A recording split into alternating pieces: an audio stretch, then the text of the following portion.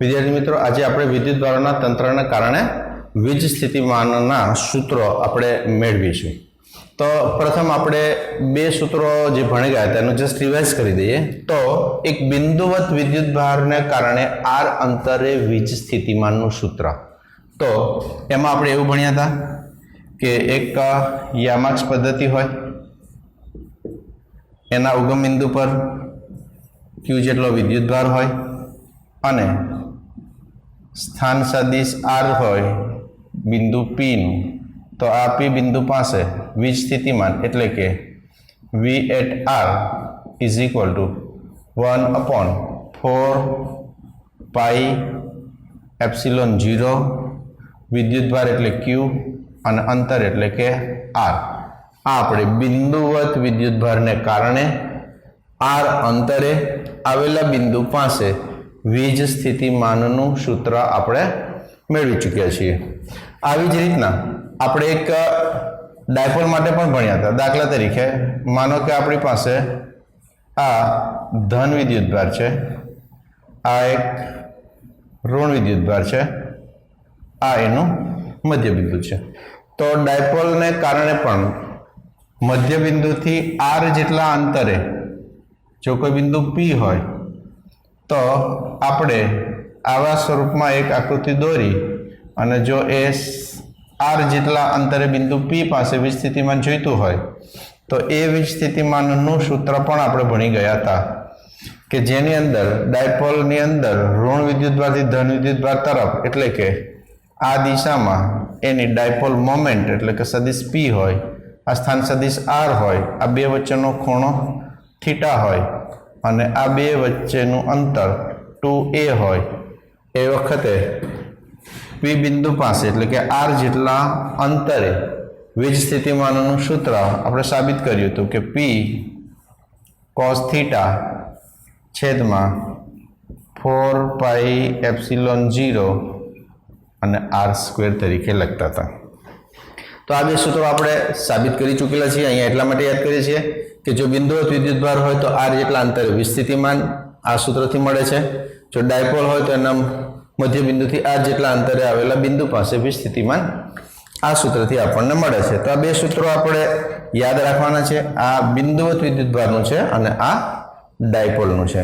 तो આવી જ રીતના जो वीज स्थितिमान विद्युत भार पर आधारित होवाथी आपणे विद्युत भारोना जुदा जुदा जो तंत्र होय तो ए तंत्र ने कारणे वीज स्थितिमान केटलुं ए जोईतुं होय तो सौ प्रथम आपणे पहेला बिंदुवत विद्युत भारोनुं तंत्र लईए कि जुदा जुदा बिंदु पासे विद्युत भार छे। दाखला तरीके अहींया कोई एक विद्युत भार Q1 छे, बीजो कोई विद्युत भार Q2 छे, त्रीजो कोई विद्युत भार Q3 छे, कोई जग्याए आपणे एने Q4 लई शकीए, कोई जगह आपणे एने Q5 लई सकीए।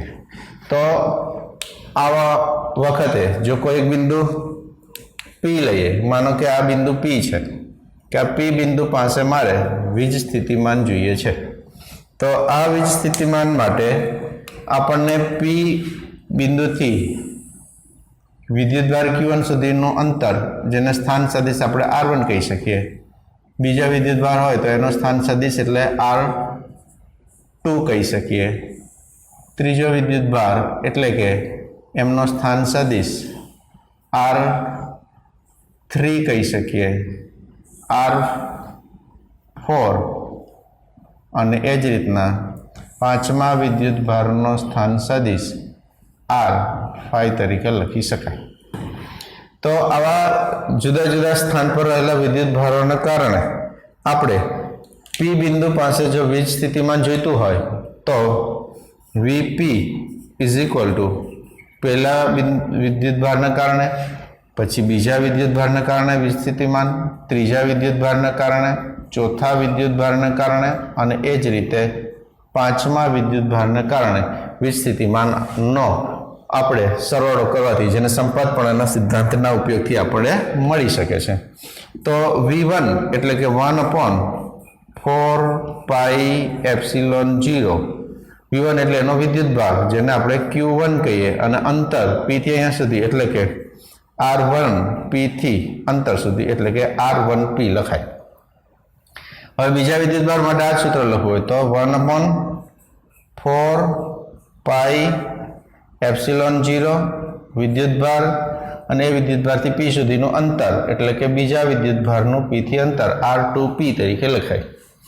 આ જ રીતના ત્રીજા, ચોથા અને પાંચમા માટે લખવું હોય તો આપણે હવે સીધું ડોટ ડોટ કરીને પાંચમું લખીએ તો 4 પાઈ એપ્સિલોન 0 Q5 અને છેદમાં R5P અને આમાંથી જો સામાન્ય કાઢી લઈએ કે 1/4 પાઈ એપ્સિલોન 0 જો સામાન્ય નીકળી જાય તો બ્રેકેટની અંદર Q1 છેદમાં R1P બીજા વિદ્યુતભાર માટે Q2 છેદમાં R2P અને વત્તા ડોટ ડોટ ડોટ કરીને 5 સુધી છે તો આપણે છેલ્લું લખી દઈએ તો Q5 છેદમાં R5P તરીકે લખી શકાય છે. તો મિત્રો ખાસ યાદ રાખીશું કે જો બિંદુવત જુદા જુદા વિદ્યુતભારનું બનેલું તંત્ર હોય તો આ બધા જ વિદ્યુતભારને કારણે કોઈ એક બિંદુ P પાસે વીજ સ્થિતિમાન જોઈતું હોય તો સંપાતપર્ણના સિદ્ધાંતથી બધા જ વીજ સ્થિતિમાનનો સરવાળો કરવાથી આપણને મળી જાય છે કે જે આપણે સૂત્રના સ્વરૂપમાં આ રીતે લખી શકીએ છીએ. તો આ હતું જુદા જુદા બિંદુવત વિદ્યુતભારોના તંત્રને લીધે કોઈ એક બિંદુ પાસે વીજ સ્થિતિમાનનું સૂત્ર તરીકે મળી ગયું. હવે આપણે વિદ્યુતભારનું તંત્ર માનો કે બદલી દઈએ. બિંદુવત વિદ્યુતભારને કારણ જગ્યાએ આપણે હવે સતત વિદ્યુતભાર વિતરણ વિચારી લઈએ. એનો મતલબ કે આપણે કોઈ એક નાના ક્યુબની અંદર રહેલો વિદ્યુતભાર વિચારીએ. દાખલા તરીકે માનો કે મારી પાસે આવો એક ક્યુબ છે. હું ધારી લઉં કે આપણી પાસે આવો એક ક્યુબ છે કે જે વિદ્યુત ભારિત છે. હવે આ ક્યુબ વિદ્યુત ભારિત છે એટલે આપણને પેલા ચેપ્ટરમાં ભણ્યા હતા કે આવા ક્યુબને શું કરવું પડે તો કે નાના નાના ટુકડાઓની અંદર વિભાજિત કરવો જોઈએ. તો આપણે આને વિચારી લઈએ કે આને નાના નાના ટુકડાઓમાં જો વિભાજિત કરીએ તો આપણે આ સ્થિતિની અંદર નાના ટુકડા જેને આપણે શું બોલીશું કદખંડ તરીકે ઓળખીએ છીએ તો આપણને જુદા જુદા નાના કદ મળી જાય જેને આપણે કદખંડ તરીકે ઓળખીએ છીએ. આવા જુદા જુદા કદખંડ મળી જશે. એમાંનો એક નાનકડો સૂક્ષ્મ કદખંડ એટલે કે જેને આપણે ડેલ્ટા વી તરીકે ઓળખતા હતા. આવા ખૂબ જ વધારે નાના નાના ટુકડાઓ છે આપણને. તો આમાંનો એક નાનકડો ટુકડો માનો કે આ જે ટુકડો છે આટલો આ ટુકડો લઈ લઈએ તો આ જે આટલો નાનો ટુકડો છે એ નાના ટુકડાના કદખંડ તરીકે આપણે ઓળખતા હતા. જે કદખંડ અને કદખંડને સંજ્ઞામાં લખવું હોય તો આપણે એકદમ સૂક્ષ્મ છે તો એને DV તરીકે, મોટો હોય તો ડેલ્ટા વી તરીકે લખતા હતા. હવે આપણે યામાક્સ પદ્ધતિ લઈએ કે જો આપણે એને સ્થાન સદિશ સાથે સંબંધ સાથે સૂત્ર જોઈતું હોય તો આની અંદર જોઈતું હોય તો આપણે હજી આની અંદર શું કરવું પડે તો કે આપણે કદ વિદ્યુત ભાર ઘનતા લેવી પડે જેને આપણે રો કહેતા હતા. એ નિયમિત ના હોય તો R ડેશ ઉપર આધારિત છે. R ડેશ એટલે કે ઉગમ બિંદુથી આમનો જે સ્થાન સદિશ આવે એને આપણે R ડેશ તરીકે લખાય. એટલે કે જો આપણી પાસે ઉગમ બિંદુની સાપેક્ષમાં નાનકડો કદખંડ આ ક્યારે તો કે જો ઘનતા વિતરણ સમાન ના હોય દર વખતે બદલ થતી હોય તો એ વખતે આપણે એને સ્થાન સદિશ R ડેશ ના વિધેય તરીકે આપણે ઓળખતા હતા. હવે આ વખતે આપણે જો કોઈ બિંદુ P અહીંયા લઈ લઈએ કે જે બિંદુ P નો સ્થાન સદિશ R હોય તો આવા બધા જ ખંડને કારણે P બિંદુ પાસે વીજ સ્થિતિમાન કેટલું એ આપણે મેળવવું છે. તો આપણે પહેલા કદખંડ અહીંયા યાદ રાખીશું, પછી કદ વિદ્યુતભાર ઘનતા યાદ રાખીશું અને આ કદખંડમાં રહેલો વિદ્યુતભાર એટલે કે જેને આપણે DQ અથવા તો Q તરીકે ઓળખીએ તો એને શું બોલતા હતા આપણે તો કે આ બંનેનો ગુણાકાર, કારણ કે એકમ કદમાં રહેલો વિદ્યુતભાર આટલો તો આટલા કદમાં રહેલો વિદ્યુતભાર કેટલો એ ત્રિરાશિથી આપણે શું લખતા હતા તો કે રો સદિશ R ડેશ અને ઇન્ટુ DV તરીકે લખાય. કેવી રીતના આવ્યું મિત્રો ફરીથી યાદ કરાવી દો કે કદ વિદ્યુતભાર ઘનતા એટલે કે 1 મીટર ઘન કદની અંદર विद्युतभार केटलो तो के रो सदिश आर डैश तो अपनी पास डीवी डैश मीटर घन में विद्युतभार केटलो तो आ बंनेनो गुणाकार छेदमां 1 एटले त्रिराशि थी आपने नाना खंड में रहेलो विद्युतभार मळ्यो। हवे आ विद्युतभार ने कारणे पी बिंदु पास जो वीज स्थितिमान जोईतुं होय तो आपणे आ वीज स्थितिमान एटले के અહીંથી અહીંયા સુધીનું અંતર આપણે જોવું જોઈએ અને આ જે સદિશ છે એ સદિશને આપણે શું લખી શકીએ તો કે સદિશ r - r ડેશ તરીકે લખાય। અહીંથી અહીંયા સુધીનો સદિશ એટલે કે અંતિમ માઈનસ પ્રારંભિક આ સદિશ। હવે આનું જે અંતર જોઈતું હોય તો આને માનાંકમાં લખીએ છીએ તો આપણી પાસે વીજ સ્થિતિમાનનું સૂત્ર તો હતું જ કે પી બિંદુ પાસે વીજ સ્થિતિમાન જોઈતું હોય तो शू लखी सकीए आपणे तो कि वी एट आर पण लखी सकीए ने केटलुं लखाय तो कि सूत्र तो अपनी पास के क्यू अपॉन अहींया हूँ लखी दऊं तो वी इज इक्वल टू बिंदुवतने कारणे के क्यू अपॉन आर आ सूत्र परथी जो आपणे लखी दईए तो एने हूँ अहींया लखी दऊं तो के ने आपणे सामान्य रीते आवी लखीए छीए 1/4 पाई एप्सिलॉन 0 क्यू एटले विद्युतभार जेने आपणे अहींया शुं लखीशुं तो के डी क्यू अने छेद में अंतर एटले के मानांक में सदिश आर माइनस आर डैश नो मानांक थाय। जो आपणे वी जोईतो होय तो आ तो नानकड़ा खंडने कारणे मळ्यो एटले अहींया डेल्टा वी लखવું જોઈએ पण जो डायरेक्ट वी जोईतो होय तो आपणे शुं करीशुं एने तो के एने कद संकलन तरीके ओळखाय अने कद संकलन तरीके लख्या पछी आपणे लखी सकीए के संकलन में कद संकलन में डी क्यू एटले के रो सदिश आर डैश इंटू डीवी अने छेद में 4 पाई एप्सिलॉन 0 अने मानांक में आर माइनस आर डैश तरीके पण लखीए छीए। तो आ वखते आपणे नाना नाना कद खंड ने कारणे मळतुं वीज स्थितिमाननो सतत सरवाळो करी संकलनना स्वरूप में આપણે સતત વિદ્યુતભાર વિતરણને કારણે આપેલા પદાર્થથી આર માઇનસ આર ડેશ એટલે કે ઉગમ બિંદુથી આર જેટલા અંતરે રહેલા પી બિંદુ પાસેનું વીજ સ્થિતિમાન જે સૂત્ર કે ક્યુ અપોન આર સ્ક્વેર ઉપરથી કે એટલે 1/4 પાઈ એપ્સિલોન 0 ક્યુ એટલે કે વિદ્યુતભાર ડી ક્યુ અંતર એટલે કે આ બે વચ્ચેનું અંતર એને માનાંકમાં લખી દીધું તો R minus R dash D Q की किंमत આપણે અહીં મૂકી એટલે આપણને આ સતત વિદ્યુતભાર વિતરણને કારણે વીજ સ્થિતિમાન આપણને મળે છે। મિત્રો આપણે જોઈ રહ્યા છીએ કે વિદ્યુતભાર વિતરણને કારણે વીજ સ્થિતિમાન જુદા જુદા તંત્રોનું જોઈએ તો હજી આપણે આના પછી પણ એક મુદ્દો હજી ભણી શકીએ કે જેની અંદર કવચ પર રહેલો વિદ્યુતભાર હોય। કવચ એટલે કે પોલો ગોળો જો આપણી પાસે कोई कवच पर रहेलो पोलो गोळो होय मानी ले कि आपणी पासे एक कवच है कि जेनी त्रिज्या कैपिटल आर है। जो कैपिटल आर त्रिज्यानो एक कवच एटले के पोलो गोळो होय अने एना पर रहेलो विद्युतभार आपणे धारी लईए के आ धन विद्युतभार है अने आ धन विद्युतभार आना उपर पथरायेलो है तो आ कवचनी अंदर अने बहार आवा बे बिंदुए आपणे वीज स्थितिमान मेळवी शकीए। तो आपणी पासे विद्युतभारित कवच है अने कवचने त्रिज्या आर है तो आ विद्युतभारने कारणे आपणे वीज स्थितिमान जुदा जुदा बिंदु पासे मेळवी शकीए। तो सौथी पहेला आपणे आगळ भणेला हता के जो कवच होय तो अंदर विद्युत क्षेत्र शुं होय हमेशा 0। जो कवच होय तो विद्युत क्षेत्र हमेशा 0 आ व्यापक हकीकत आपणे चैप्टर नंबर 1 में भणेला छीए।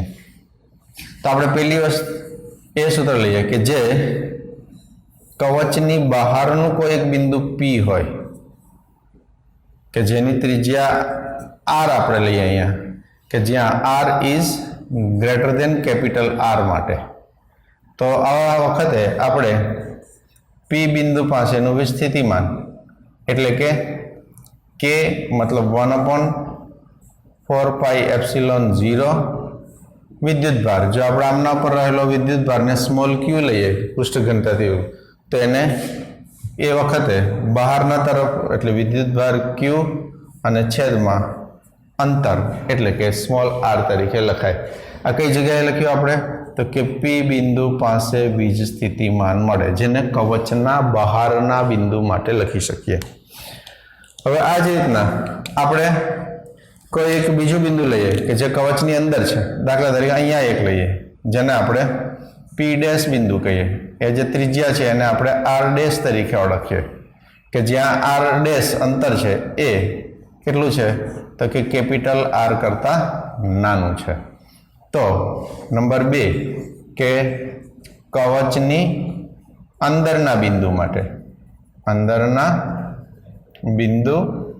માટે એટલે કે R dash is less than capital R, તો એ વખતે V at P dash is equal to 1/4πε0 અને વિદ્યુત ભાર કેટલો મળશે તો કે વિદ્યુત ભાર તો એની સાથે જે સંકળાયેલો હતો એ ક્યુનો ક્યુ જ રહેશે, પણ એની અંદર વિદ્યુત ક્ષેત્ર શૂન્ય હોવાથી જે સપાટી પરનો વીજ સ્થિતિમાન હતો એટલો જ મળે છે. એટલે આપણે એને કે ક્યુ અપોન કેપિટલ આર તરીકે લખીએ છીએ કે અંદર ગમે તેટલું હોય. એનો મતલબ શું થઈ ગયો કે આ અંતર અહીંયા છે, હવે એની જગ્યાએ હું અહીંયા લઈ લઉં, કોઈ એક નાનકડું બિંદુ આ જગ્યાએ લઈ લઉં, તો અહીંથી જાઓ તો આ બિંદુ પાસે એટલું જ મળે, અહીંથી અહીંયા સુધી જાઓ તો આ બિંદુ પાસે એટલું મળે. એનો મતલબ કે કવચના અંદરના બિંદુએ વીજ સ્થિતિમાન અચળ રહે છે. શું લખી શકીએ કે કવચની અંદરના દરેક બિંદુ પાસે વીજ સ્થિતિમાન અચળ રહે છે અને એ અચળ એની સપાટી પર જેટલો વીજ સ્થિતિમાન હોય એટલો જ મળે છે. તો આમ જુદા જુદા વિદ્યુતભાર તંત્રોને કારણે આપણને વીજ સ્થિતિમાનના સૂત્રો મળ્યા, જે ખૂબ જ સરળતાથી સૂત્રોની એક લિસ્ટ એટલે કે યાદી બનાવી લેવાની અને આ સૂત્રો તમારે વારંવાર યાદ રાખવાના, કારણ કે લગભગ થિયરીમાં ક્યારેક જ પૂછાય છે, પણ MCQ માટે આ સૂત્રો તમારે અગત્યના છે. તો અહીં આપણે આ ટોપિક અહીંયા પૂરો કરીએ કે જે જુદા જુદા વિદ્યુતભારિત તંત્રને કારણે કોઈ આપેલા બિંદુએ વીજ સ્થિતિમાન કયા સૂત્રોથી અને કેવી રીતે મળે એ આપણે અત્યારે જોયું. હવે એના પછીનો જે ટોપિક છે મિત્રો એ છે સમસ્થિતિમાન પૃષ્ઠ. સમસ્થિતિમાન પૃષ્ઠ એ અગત્યનો ટોપિક છે. થિયરી માટે, બોર્ડની પરીક્ષા માટે 7 સ્ટાર IMP છે, બહુ જ વારંવાર પૂછાય છે, એટલે સરળતાથી યાદ રહી જાય એટલો ઇઝી પણ છે. તો ટેક્સ્ટબુકમાંથી લાઇન ટુ લાઇન વાંચી અને એને જે હું સમજાવું એ બહુ સરળતાથી તમે યાદ રાખવામાં મદદ થશે. તો સમસ્થિતિમાન પૃષ્ઠ શબ્દ જ તમને બતાવે છે કે સમસ્થિતિમાન પૃષ્ઠ, સમ એટલે સરખો, સ્થિતિમાન હોય એવું એક પૃષ્ઠ એટલે કે સપાટી, મતલબ એવી એક સપાટી કે જે સપાટી પરના દરેક બિંદુએ વિસ્થિતિમાન સમાન હોય. આને આપણે સમસ્થિતિમાન પૃષ્ઠ તરીકે ઓળખી શકીએ. એટલે નામ પ્રમાણેથી જ આપણે જોઈએ તો સમસ્થિતિમાન પૃષ્ઠ એટલે કે જે એવું એક પૃષ્ઠ, એવી એક સપાટી કે જે સપાટી પરના દરેક બિંદુએ વીજ સ્થિતિમાન સમાન હોય. તો કેવી રીતે મળે આપણે અને એની આકૃતિઓ એમની કેવી રીતે થાય છે એ આપણે જોઈએ.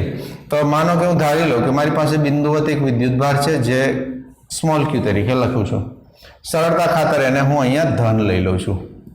ધન એટલા માટે કે એનું વિદ્યુત ક્ષેત્ર છે એ બહાર તરફ જશે, એમનું વિદ્યુત ક્ષેત્ર છે એ બહાર તરફ જાય. આવું આપણે ભણ્યા હતા. જો ધન વિદ્યુતભાર હોય તો વિદ્યુત ક્ષેત્ર વિદ્યુતભારથી બહાર તરફ જાય અને ઋણ વિદ્યુતભાર હોય તો એના વિદ્યુતભાર તરફ જતું હોય. તો હવે આપણે વિદ્યુતભારથી આર જેટલા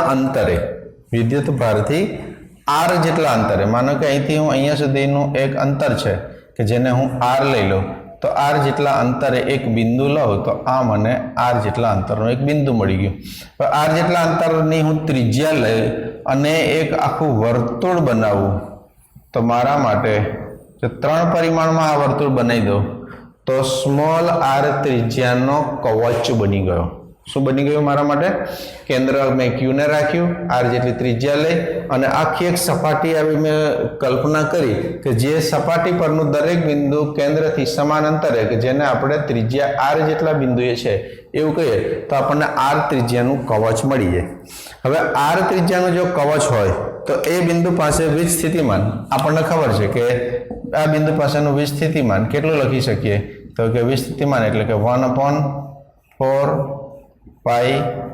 એપ્સિલોન 0 અને ક્યુ અપોન આર તરીકે લખાય. આર જેટલા અંતરે ક્યુ વિદ્યુતભારને કારણે વીજ સ્થિતિમાન આપણને મળી ગયું. તો 1/4πε0 ક્યુ અપોન આર.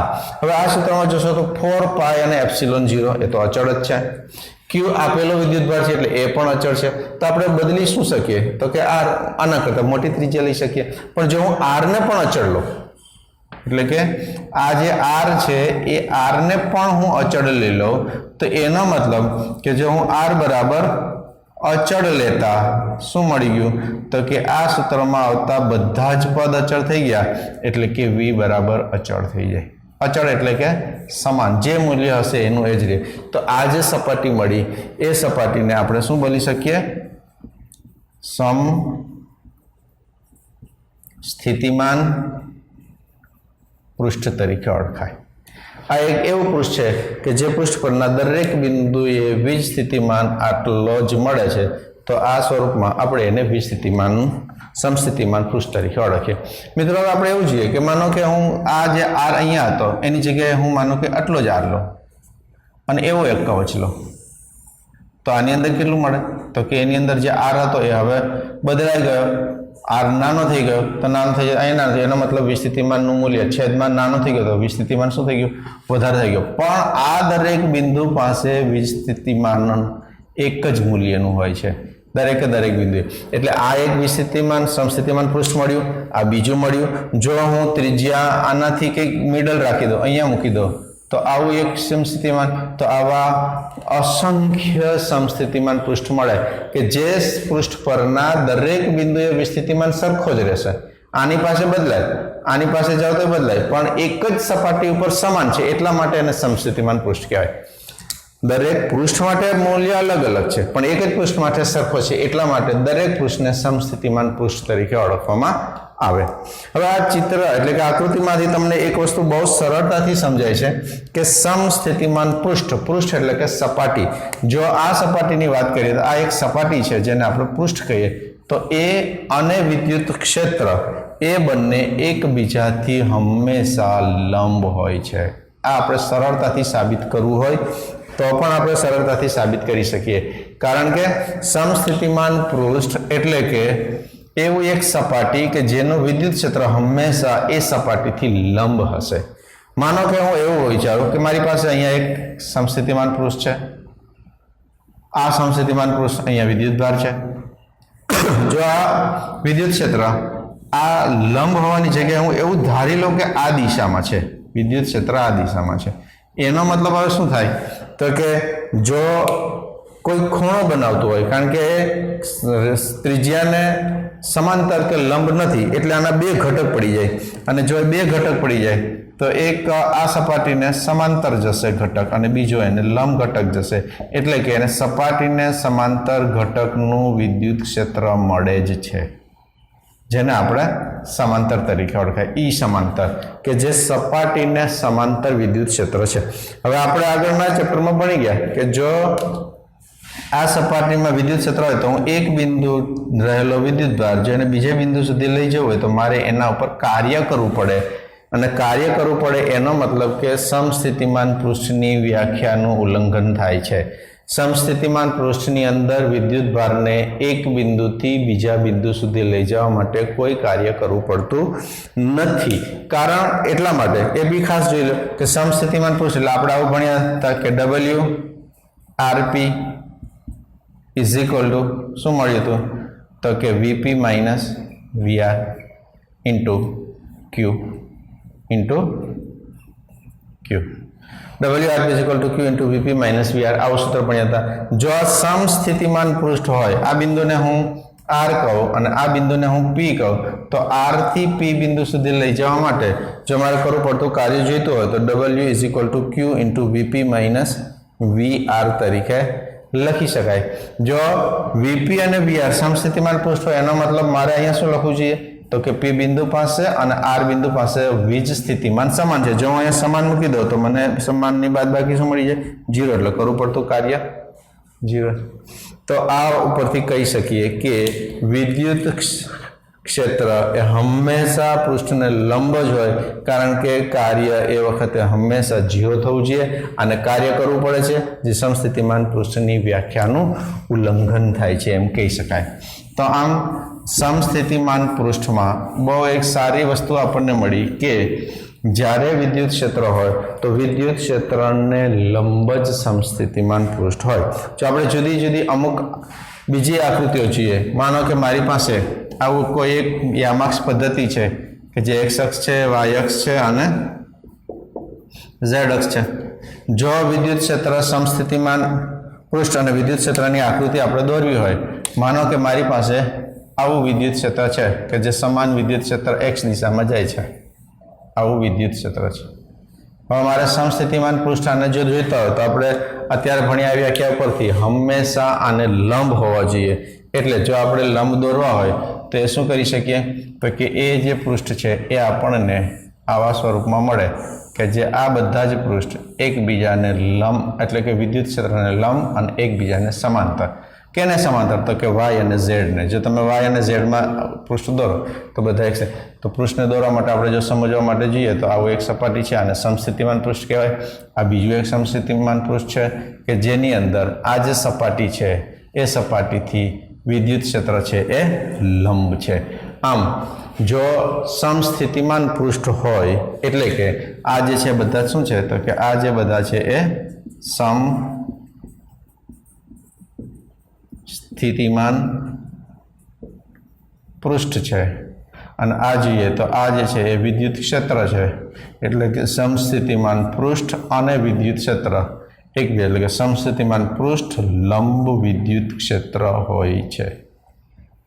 તો આપણને કોઈ બી સમસ્થિતિમાન પૃષ્ઠ મળે તો વિદ્યુત ક્ષેત્ર ક્યાં હશે, સીધી જ હવે આપણને ખબર પડી જશે એ સપાટીને લંબ હશે. જો કોઈ વિદ્યુત ક્ષેત્ર જતું હશે એની અંદર કોઈ સમસ્થિતિમાન પૃષ્ઠ હશે તો ખ્યાલ આવશે કે વિદ્યુત ક્ષેત્રને લંબ હશે. તો આપણે આગળના જે ટોપિકો ભણી ચૂક્યા હતા એની અંદર પણ આપણે બે આકૃતિઓ ફરીથી સમજી શકીએ કે જો આપણી પાસે વિદ્યુત ડાયપોલ હોય, વિદ્યુત ડાયપોલ એટલે આપણને ખબર છે કે એક બાજુ ધન વિદ્યુત ભાર અને બીજી બાજુ ઋણ વિદ્યુત ભાર સમાન મૂલ્યના અને પરિમિત અંતરે હોય.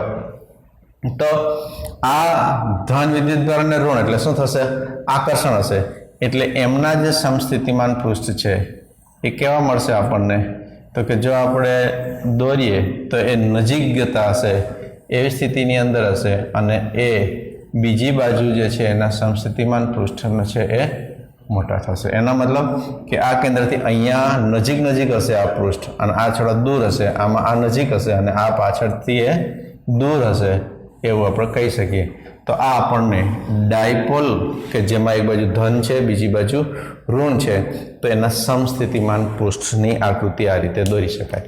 તો યાદ રાખશું કે જો ડાયપોલ હોય તો એક બાજુ ધન વિદ્યુત ભાર, બીજી બાજુ ઋણ વિદ્યુત ભાર અને એના સમસ્થિતિમાન પૃષ્ઠ સર્કલ એક જ સરખા સમકેન્દ્રિત નથી હોતા, બંને આકર્ષણ હોવાને કારણે એકબીજા તરફ આવે. એટલે આ બાજુની જે સમસ્થિતિમાન પૃષ્ઠ વચ્ચેના જે અંતરો છે એ નજીક હોય અને બહાર તરફ છે એ અંતર છે એ કેવા થતા જાય છે, જેમ જેમ દૂર જાય એમ વધતું જાય છે. પણ જો આપણે બે ધન વિદ્યુત ભાર જ મૂકી દઈએ, બે ધન વિદ્યુત ભાર જ મૂકી દઈએ, માનો કે આ ધન વિદ્યુત ભાર Q છે અને આ બીજો ધન વિદ્યુત ભાર Q છે, તો ધન અને ધન શું કરશે, તો કે એ અપાકર્ષણ કરશે. અપાકર્ષણ કરશે એટલે આ દિશામાં જવાનો પ્રયત્ન કરશે, આ દિશામાં જવાનો પ્રયત્ન કરશે, એ દિશામાં જશે. એનો મતલબ શું થશે કે હવે એ તરફની જે ક્ષેત્ર રેખાઓ છે એ નજીક હશે અને આ બાજુ દૂર થશે. આની અંદર જોવા જઈશું તો એ આ બાજુ નજીક હશે, પેલી બાજુ દૂર થતી જશે અને અંતે એક આવી આકૃતિ આપણને મળશે. કારણ કે ધન અને ધન એટલે શું થવાનો પ્રયત્ન કરશે, અપાકર્ષણ કરશે. એટલે આ દિશાની અંદર નજીક હશે, આ દિશામાં દૂર જશે. આમાં આમ થશે એટલે આ દિશામાં નજીક થશે અને આ બાજુ દૂર જશે. એમ આપણને જો ધન અને ધન બે વિદ્યુત ભાર હોય તો આપણને આવા પ્રકારની સમસ્થિતિમાન પૃષ્ઠ મળે છે. તો મિત્રો સમસ્થિતિમાન પૃષ્ઠની આકૃતિઓ વ્યવસ્થિત દોરજો, તૈયારીઓ કરજો, પ્રેક્ટિસ કરજો. કારણ કે થિયરી માટે 7 સ્ટાર મોસ્ટ આઈએમપી પ્રશ્નો હોવાને કારણે તમારે આ ગમે ત્યારે લખવા આપે તો પણ તમે લખી શકો એટલું લખીને તૈયારી રાખજો. અને છેલ્લે આજે આપણે એક છેલ્લો ટોપિક જોઈશું કે વિદ્યુત ક્ષેત્ર અને વીજ સ્થિતિમાન વચ્ચેનો સંબંધ શું છે. વિદ્યુત ક્ષેત્ર એટલે કે સદિશ E અને વીજ સ્થિતિમાન એટલે કે V. તો વિદ્યુત ક્ષેત્ર અને વીજ સ્થિતિમાન વચ્ચેનો સંબંધ શું, એ બે વચ્ચેના રિલેશનનું એક સૂત્ર આપણે મેળવીશું, જે આપણે એના માટે બે સમસ્થિતિમાન પૃષ્ઠ વિચારીશું. તો ધારી લઈએ કે મારી પાસે આ એક સમસ્થિતિમાન પૃષ્ઠ છે.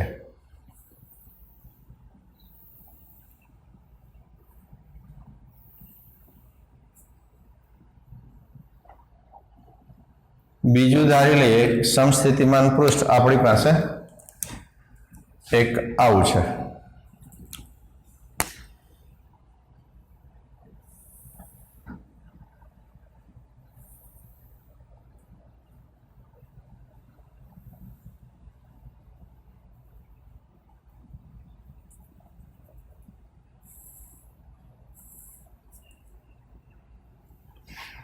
આ બે સમસ્થિતિ પૃષ્ઠ છે, સપાટી છે, એટલે જો આપણે સમજવા માટે જોવું હોય તો આપણે અહીંયા નાનકડી એક પટ્ટી દોરી દઈએ તો આપણને ખ્યાલ આવે કે આ એક સપાટીની વાત કરે છે, જેને સમસ્થિતિમાન પૃષ્ઠ તરીકે આપણે ઓળખીએ.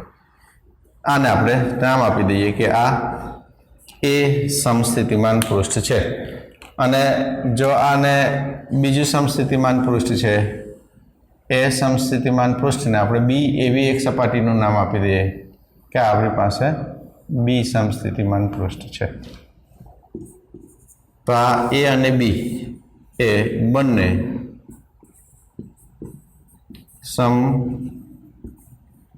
સમસ્થિતિમાન પૃષ્ઠ છે. આપણે ધારી લઈએ કે એ સમસ્થિતિમાન પૃષ્ઠ પરનો વીજ સ્થિતિમાન એટલે કે વી છે. ત્યાંથી આગળ જઈએ છીએ તો વીજ સ્થિતિમાનમાં વધારો થાય એટલે એને લખીએ તો વી પ્લસ ડેલ્ટા વી છે. તો બી સપાટી પરના કોઈ એક બિંદુ, દાખલા તરીકે પી બિંદુ લઈ લઈએ અહીંયા. તો આ પી બિંદુએ જો વિદ્યુત ક્ષેત્ર દોરીએ તો સપાટીને લંબ હશે.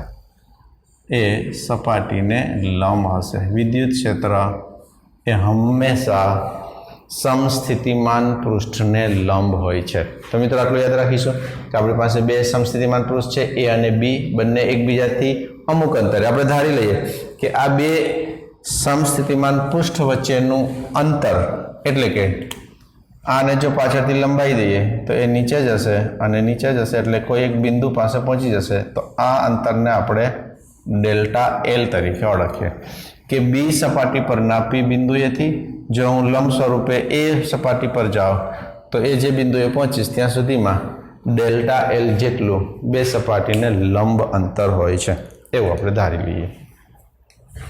તો હવે હું એવું અહીંયા સ્વીકારી લઉં કે પી બિંદુ પાસે જે વિદ્યુત ભાર છે એ ક્યુ, કે જે અહીંયા હું એકમ ધન વિદ્યુત ભાર તરીકે લઉં.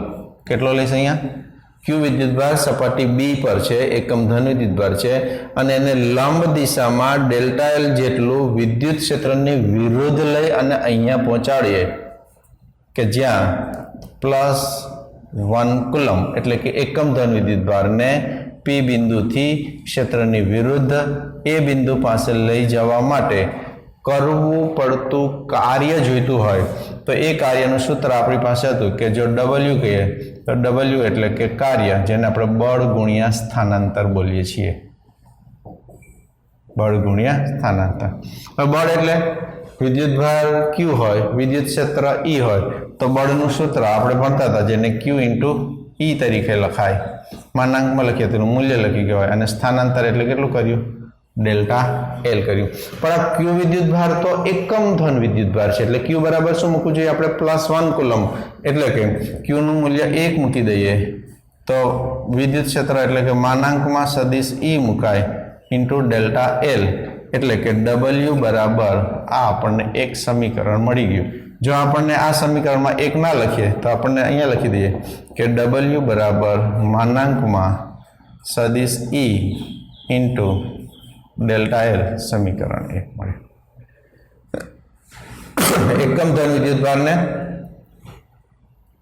ડેલ્ટા એલ જેટલું સ્થાનાંતર કરવા માટે કરવું પડતું કાર્ય મળ્યું. પણ આ કાર્ય એ આ બે બિંદુ વચ્ચે વિસ્થિતિમાનના તફાવત ઉપર આધારિત છે, જે આપણને સમસ્થિતિમાનના પૃષ્ઠ ઉપર અને વ્યાખ્યા પડે કે આ ડબલ્યુ છે કેટલું મળે, તો કે વી એ માઇનસ વી બી. વી એ એટલે કે એ સપાટી પરનું પૃષ્ઠ એટલે કે વી માઇનસ બી સપાટી પરનું વિસ્થિતિમાન એટલે કે વી પ્લસ ડેલ્ટા વી. સાદુરૂપ આપ્યું તો V minus delta V plus V ઉડી ગયા માઇનસ ડેલ્ટા વી એટલે કે ડબલ્યુ બરાબર માઇનસ ડેલ્ટા વી. સમીકરણ નંબર 2 મળે. હવે જો આપણે સમીકરણ 1 અને 2 સરખાવતા, કારણ કે બંને કાર્ય છે, તો આપણને મળી જશે માનાંકમાં સદિશ E into delta L is equal to minus delta V, અને તેથી માનાંકમાં સદિશ E is equal to minus delta V છેદમાં ડેલ્ટા એલ તરીકે લખાય, જે આપણને સમીકરણ 3 મળ્યું. પરંતુ આપણને ખબર છે કે આ દિશામાં જાય છે ત્યારે વીનું મૂલ્ય કેવું થાય છે, ઘટે છે. એટલે કે અહીં ડેલ્ટા વી ઋણ હોવાથી આપણે લખી શકીએ કે delta V is equal to minus માનાંકમાં ડેલ્ટા વી મળે. ઋણ કે કારણ કે અહીંથી અહીંયા સુધી જાય તો વીમાં શું થાય છે, વિસ્થિતિમાનમાં ઘટાડો થાય છે. એટલે ડેલ્ટા વી આપણી પાસે અહીંયા કેવું છે, ઋણ છે. એટલે કે ડેલ્ટા વી ઋણ છે એટલે કે એનું મૂલ્ય છે એ ઘટે છે, એટલે કે માઇનસ ડેલ્ટા વી લખાય. આ જ મૂલ્ય આપણે આની અંદર જો મૂકી દઈએ તો પછી આપણે શું લખી શકીએ કે માનાંકમાં સદિશ E is equal to minus delta વીની જગ્યાએ માઇનસ માનાંકમાં ડેલ્ટા વી છેદમાં delta L. Minus minus plus થઈ જશે એટલે કે પ્લસ માનાંકમાં ડેલ્ટા વી છેદમાં ડેલ્ટા એલ. આપણને એક અગત્યનું સૂત્ર મળી ગયું. વિદ્યુત ક્ષેત્રની દિશા એ વીજ સ્થિતિમાનના ઘટાડાની દિશામાં હોય છે. વિદ્યુત ક્ષેત્રની દિશા એ વીજ સ્થિતિમાનના ઘટાડો સૌથી વધારે જે દિશામાં થતો હોય એ જ દિશામાં વીજ સ્થિતિમાનના ઘટાડાની દિશા સૌથી વધારે હોય એ જ દિશાની અંદર વિદ્યુત ક્ષેત્ર હોય છે. બીજી વસ્તુ જે આપણે અહીંયા કહી શકીએ કે હું delta L is equal two 1 લઈ લઉં. Delta L is equal two 1 લઈ લો તો મને શું મળી જશે, બંને સરખો થઈ જશે. એટલે કે જો સમસ્થિતિમાન પૃષ્ઠ હોય, જો સમસ્થિતિમાન પૃષ્ઠ હોય એના માટે શું મળી જાય, તો કે વિદ્યુત ક્ષેત્રનું માન એ સપાટીને એકમ સ્થાનાંતર છેદમાં ડેલ્ટા એલ બરાબર 1 લખું તો એને એકમ સ્થાનાંતર, તો એકમ સ્થાનાંતરમાં થતા વીજ સ્થિતિમાનના ફેરફાર જેટલું હોય એનું મૂલ્ય એટલે કે એકમ સ્થાનાંતર દીઠ વીજ સ્થિતિમાનના એટલે કે વીના ફેરફાર જેટલું જ ફેરફારના માન જેટલું હોય. વીજ સમસ્થિતિમાનના પૃષ્ઠ માટે વિદ્યુત ક્ષેત્રનું માન એ એકમ સ્થાનાંતર દીઠ વીજ સ્થિતિમાનના ફેરફારના માન જેટલું હોય. એનો મતલબ શું થઈ ગયો કે E is equal to delta V upon delta L. Delta એલને હું એકમ લઈ લો તો 1 લઈ લો તો જે વીજ સ્થિતિમાનના ફેરફારનું માન છે એ જ વિદ્યુત ક્ષેત્રના માન જેટલું થાય છે. તો બંને મુદ્દાઓ છે એ MCQ માટે અગત્યની વસ્તુ છે, ખાસ યાદ રાખજો. ફરીથી યાદ કરી લો તો પહેલો મુદ્દો એક એવો કહે છે કે આમાં વિદ્યુત ક્ષેત્રની દિશા એ વીજ સ્થિતિમાનના ફેરફારનો ઘટાડો જે દિશામાં મહત્તમ થતો હોય એ જ દિશાની અંદર વિદ્યુત ક્ષેત્રની દિશા હોય છે. અને જો સમસ્થિતિમાન પૃષ્ઠ હોય તો એકમ સ્થાનાંતર દીઠ વીજ સ્થિતિમાનના ફેરફારના માન જેટલું જ વિદ્યુત ક્ષેત્રનું માન હોય છે. તો મિત્રો આ ચેનલને સબસ્ક્રાઈબ કરજો, તમારા મિત્રો સાથે શેર કરજો અને સાથે સાથે ભણવાનું રેગ્યુલર ચાલુ રાખજો.